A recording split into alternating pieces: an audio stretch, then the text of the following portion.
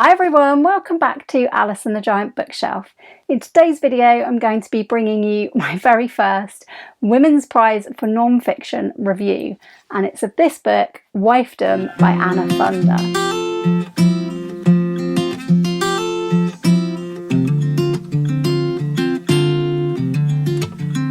Hi everyone, welcome back to my channel, or welcome if you are new.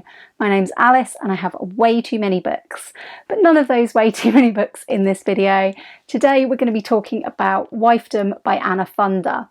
This is the first book I've finished from the Women's Prize for Non-Fiction, which was announced for the first time this year. I personally have never read a book by Anna Funder before. This was my first and I thoroughly enjoyed this. So let's get into this book. This was published in 2023 and it is a book about the wife of George Orwell, Eileen, who has been very much sidelined, written out of all of Orwell's biographies to date. I think that this is a really, really interesting book. So the subtitle is Mrs. Orwell's Invisible Life, and I also love the way the cover gives us a picture of Eileen, but just a tiny sliver of her, and on the back we have an actual picture of Eileen where we can see her face. The back of this, which I find very intriguing, says Orwell mentions my wife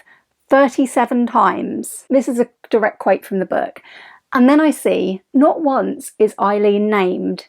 No character can come to life without a name.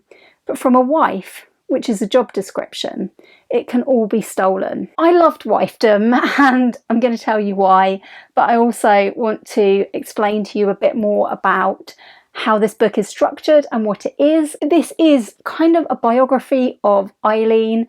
It's kind of a biography of Orwell.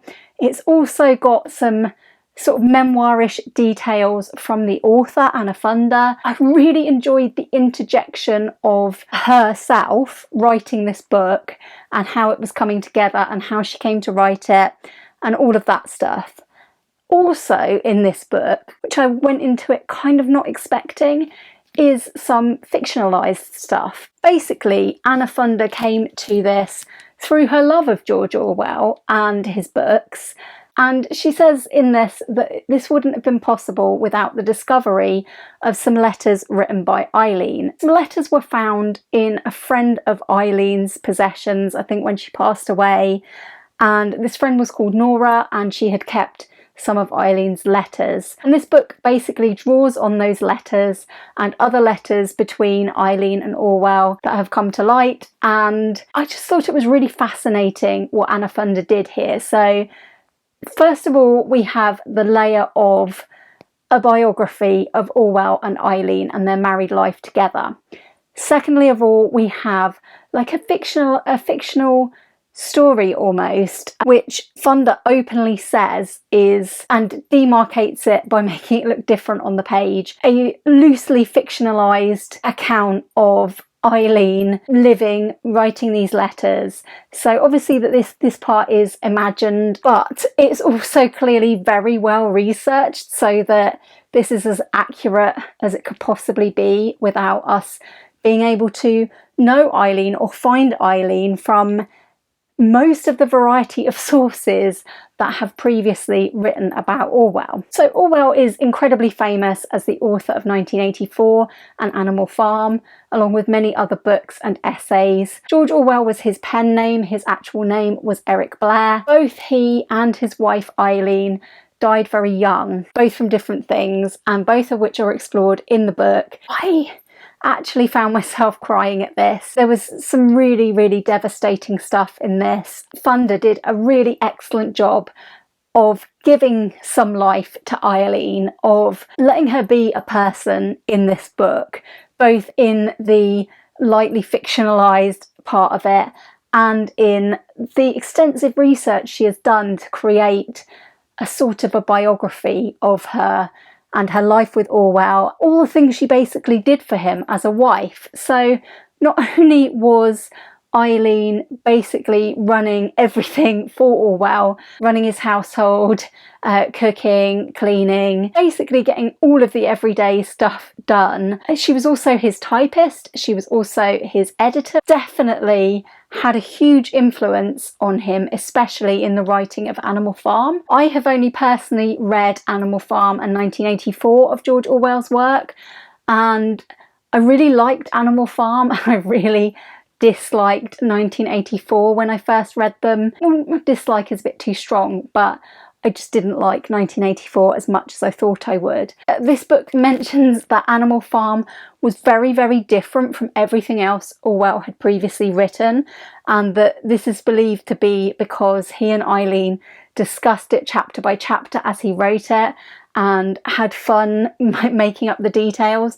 It also strongly suggests that Animal Farm may have been Eileen's idea in the first place, or that she brought him round to writing in this way. So I think that that's really, really interesting. I do think that it's natural that writers would discuss ideas with loved ones, and I think it's interesting to think about the level of collaboration that may have been involved in the writing of that book, and I thought the author discussed that really, really well.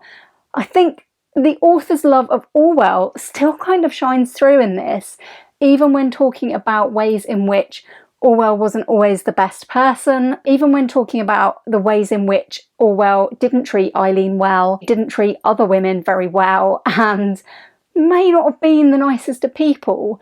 But the author treats this very, very sensitively. She discusses the previous biographies and what they say and what might have been between those lines, what we know as absolute fact from other sources, and how we can separate that out. And I just thought it was absolutely fascinating the way she did this while still being respectful of an author whose work she has really, really enjoyed over time. And she says early on in this book that she didn't want to destroy this idol that she's had, this author whose work she's really, really enjoyed. So I think that there is interesting debate in here by the author, and she shows us that working, and she shows us how she feels about things, but can also stand back from it, suggest things that have previously not been suggested in biographies of the author. I just think that this was a wonderful portrait of an interesting life where the author here is going off not very much information, and she's really, really digging into the past to bring Eileen to life again. This book carries on after Eileen's death, which I thought was really interesting, and still follows Orwell. It follows both Eileen and Orwell's lives before each other at the beginning, so it was interesting to see how Orwell's life continued after Eileen. So I think basically what I'm trying to say about Wifedom in a very rambling and roundabout way is that for me this was the perfect combination of the author speaking to us, the biographical and the facts, and it was incredibly well researched, and the sort of fictionalized bringing Eileen to life as a person in her own right, telling her story largely through these letters that are actually letters from Eileen that really exist. In the notes in the back of this, it does tell you all of the different sources, and it's clear that this has been researched in minute detail. Also in the back is included a poem that Eileen wrote about 1984 that Orwell may have taken the title for 1984 from. It's a kind of a dystopian poem that she wrote way, way back before she met Orwell, I believe. I would definitely say if you're reading this and you're not going to read the notes, do read that because it's interesting. And yeah, I don't feel I've maybe explained this book really, really well, but I did really, really like it. I finished it this morning, so I probably do need to sit with it a bit longer, but I did have a gap between reading sort of the first half of this and the second half, so some of it has definitely sat with me for longer than other parts of it. The insight in this into writing, both from the author and from Orwell, and from bringing all of the sources about Orwell's life together. It's just absolutely fascinated me. I have given this 4.5 stars, but I do think that this is probably a 5-star worthy book. I just didn't, because it's non-fiction, I don't know if I really had that extra spark 5-star feeling that I sometimes get from books and that I have had from non-fiction in the past, but obviously those were books about books, and this kind of is a book about books. It's a book about an author, but more importantly it is a book about his wife, and I think that Anna Funder has done a really, really good job of bringing this sometimes forgotten wife to vivid life in these pages.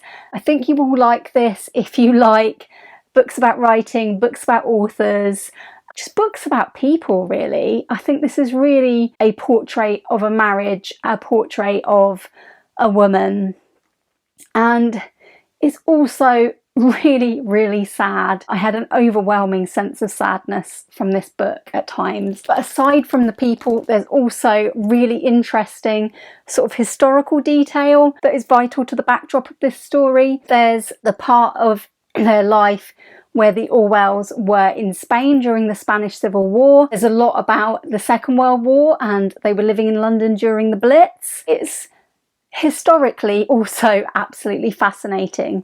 So if you're also into history, I think this could be a good non-fiction book for you. And I think it's absolutely fascinating. I am really, really glad I picked this up thanks to the Women's Prize. I would predict that this will be on the shortlist, and I would be very, very disappointed if it isn't. I haven't actually obviously read any of the other books, although I have started Doppelganger, but I would love to see this book win this prize because I think it's absolutely excellent, and I think it's so much about women and womanhood and wifedom that it is an absolutely perfect book for the first Women's Prize for non-fiction. Do let me know in the comments, have you read this? What did you think? If you haven't read it, do you think you will? I hope you'll give this video a like if you enjoyed it, and maybe consider subscribing if you haven't already. There will be more Women's Prize reviews to come when I've read some more books. And if you like following along